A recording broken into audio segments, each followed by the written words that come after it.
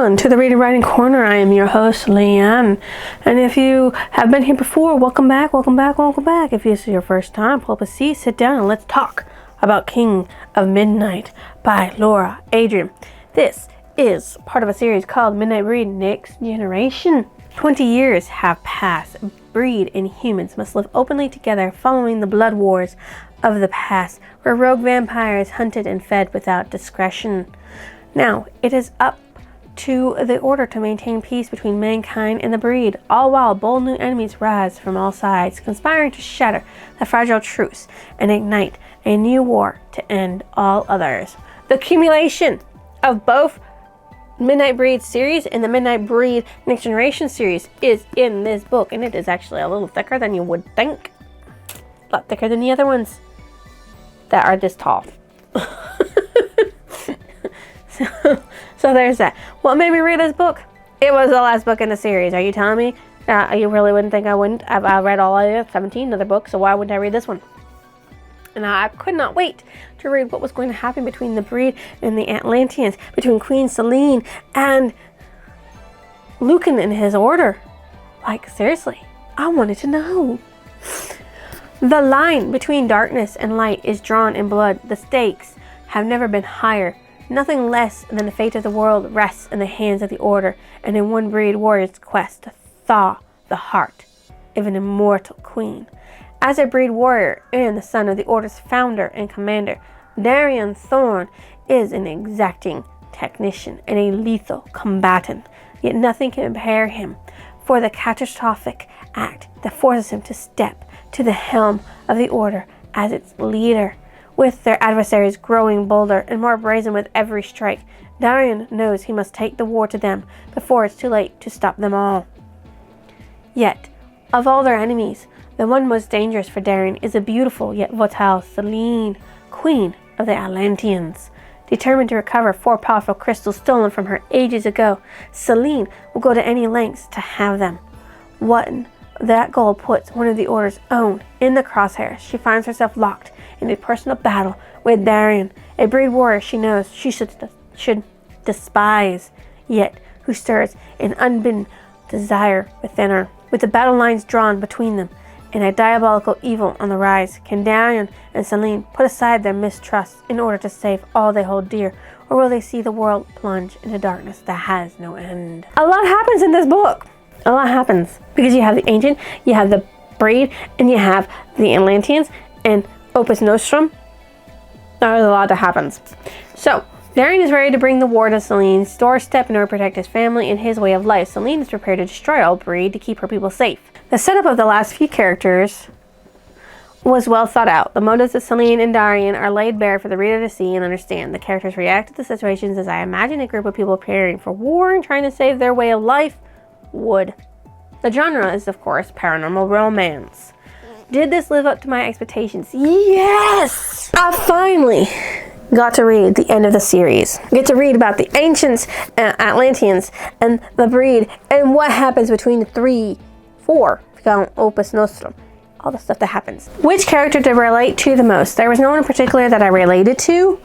I mean, besides the fact that a lot of stress and worry and fear goes on in this for a loved one, and family friend, an Order partner. I don't really relate to any of them, and no secondary character. Well, actually, no. A secondary character did stand out, and it was Jordana, for forgiving Selene for everything she did to her family and friends. That's what stood out the most. And if you want to know why, spoilers down below or read the book, okay? That's my suggestion to you. What was most important? The characters and plot. The characters drove the plot to the end, and I gotta say, it was excellent. It was great. It was phenomenal. It had multiple voices, and it didn't affect my reading at all. Like, normally it doesn't. So, there you go. So, before we end this non-spoiler review, I will leave you with this last question and answer. Should you go and read this story/series? Yes! If you love romance, aliens, Atlanteans, vampires, ancients, and war, along with some mystery thrown in there, and plot twists galore, I would read it. Seriously, 100% read it. The ending was worth reading the 18 books, and it probably would be worth more if you read the other book. Yeah? Okay. If you think it deserves a like, comment, or even your lovely subscription, drop it down below. Now, if you don't want to be spoiled, please exit the video. We will wait.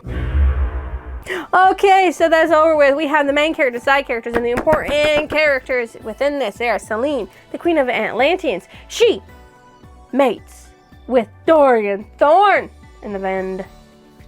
Dorian Thorn is the son of Lucan and Gabrielle, and he has the ability to hunt for rogue nests because he gets his powers from his mother. Lucan Thorn, order, leader. In the beginning of the book, he gets doused with Red Dragon and starts going totally insane. But he fights it. He fights it for his son, for his wife, his mate. He fights it. And he fights it.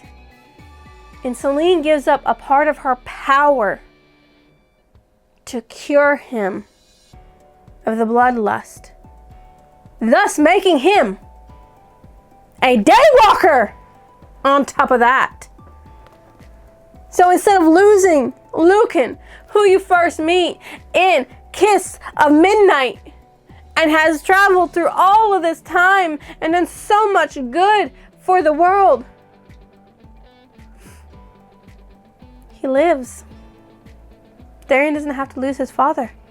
Gabriella doesn't have to lose her mate, the love of her life, the father of her kid.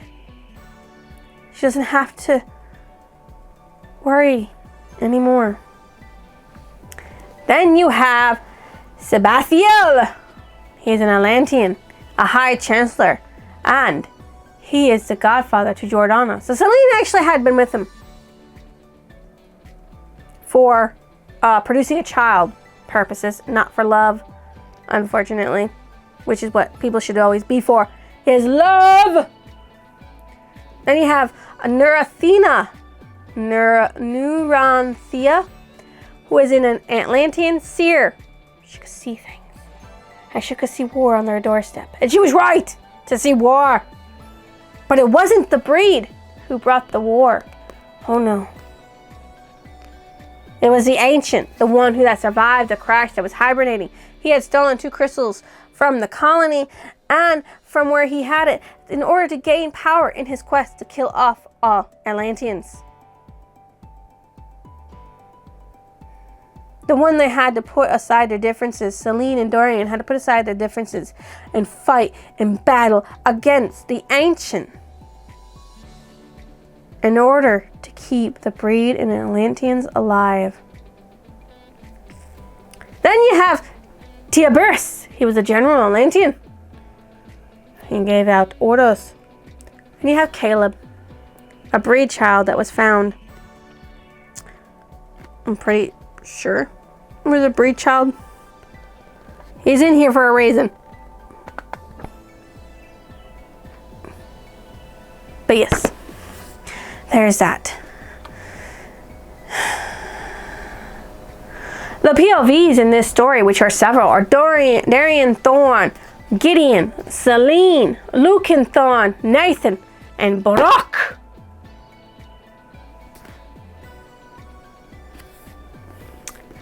My favorite character was Lucan, always fighting to do what is right even after he got hit by the red dragon and was dragged down towards bloodlust. He struggled for his wife. He struggled for his son. He struggled for the order. And he actually locked himself up and said, "Stay away. I am too dangerous. I will fall to this." But he struggles and struggles, and he recognizes his mate. And he struggles. And his struggles pay off. Because Selene saves him. My most disliked character was the ancient that had survived and was savage and trying to kill off the Atlanteans. It was told in chronological order with appropriate language. The foreshadowing of Lucan being hit by the red dragon from book 11 was there, and it held a lot of suspense on whether or not Lucan would die, because he's been in every single book in some way, shape, or form as the Order's leader, guiding them fighting the battle. I would have cried little tears if he had died. Literal tears. The background on Selene was explored more. There was nothing else for the background of the characters. Selene was the last one. I mean, you got Darian. He was explored, but that was about it. Just Selene and Darian. The title of the book meant Darian mating with Selene and becoming the king of midnight. He actually becomes a daywalker too. So there's that. Because obviously her mate can't just be stuck at night. The cover of the book. Darian's face, dermaglyphs, in an archway. The archway is for, of course, Atlantis, which they actually go to actually protect. Because they know the Ancient is coming after the Atlanteans, and they've got to find a way to protect them. So they come by boat, and they're like, we just want to protect you guys. We want to kill off this Ancient. So, you know, don't murder us!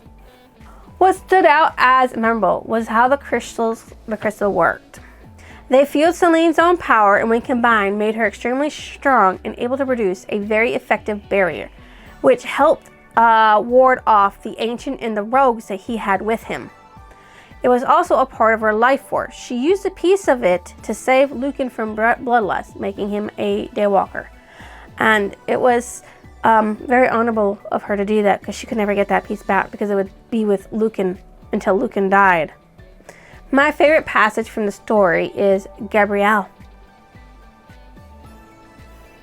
That one word says it all. Lucan's love for his wife and his desire to never hurt her, even when they're separated by a barrier and bloodlust is ravaging his mind. He can only think about protecting her and those that he loved from him. My favorite quote. Do you trust me? Selene asked Darian. Darian actually asked Selene that as well, for two different reasons. And it's wonderful. Because he asked her, do you trust me to protect your people? And she turns and looks at him. Do you trust me to save your father?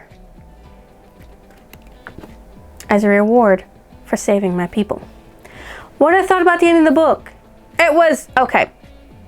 I mean, it was actually pretty okay. It wasn't the best ending it could have been, but it was the best that she gave us.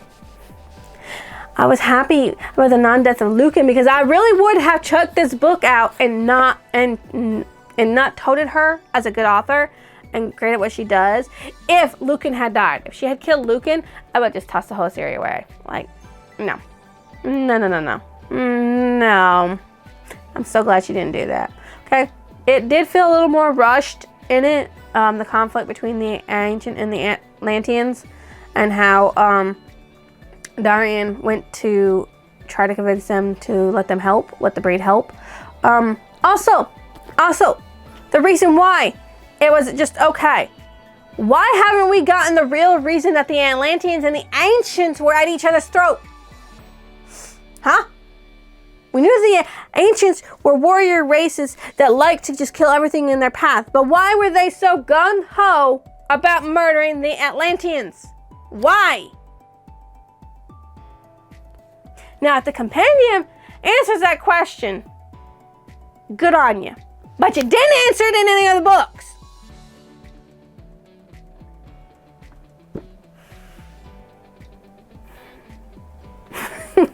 Like, seriously. What book did it remind me of? It actually reminded me of the series, Jekyll and Frank's Nightwalker series. As you know, this book is part of a series. It has 27 books, which include novellas and a compendium. I rate the final book of the Laura Adrian's Midnight Breeds series a 4.5. Now, before we finish this, because normally that would be the end of that, there is a little something else you need to know. Okay. All right. So, there are more books in the Midnight Breed series, but they're not part of the Midnight Breed series. They're a part of their own series. They are actually, according to the blurb here, thrilling standalone vampire romances from Laura Adrian set in the Midnight Breed story universe called The Hunter's Legacy. Okay? The Hunter Legacy. And this Hunter Legacy has 3 books, as far as I know, at the publication of this book here. Oh, so there you go. It is Born of Darkness, Hour of Darkness, and Edge of Darkness. As you can see here are the 3 books here. So if you want more of this universe, because you still haven't had enough after 27 books, because I mean, like, after 27 books, if you're still not satisfied, you can also buy those 3, which will give you 30 books in total. And if you want to be even more of a Laura Adrian Midnight Breed series fan, here is the puzzle book that she has. There you have it. That's all of it. I give it a 4.5 because you did not tell me why the Atlanteans and the Ancients were at war. I mean, besides the Atlanteans protecting themselves, why did the Ancients want to murder them so much? What was it that drove them to do that? You never answered. That's why this book is a 4.5 instead of a 5. If you think I deserve a like, comment, or even your lovely subscription, drop it down below. I will see you next illusion.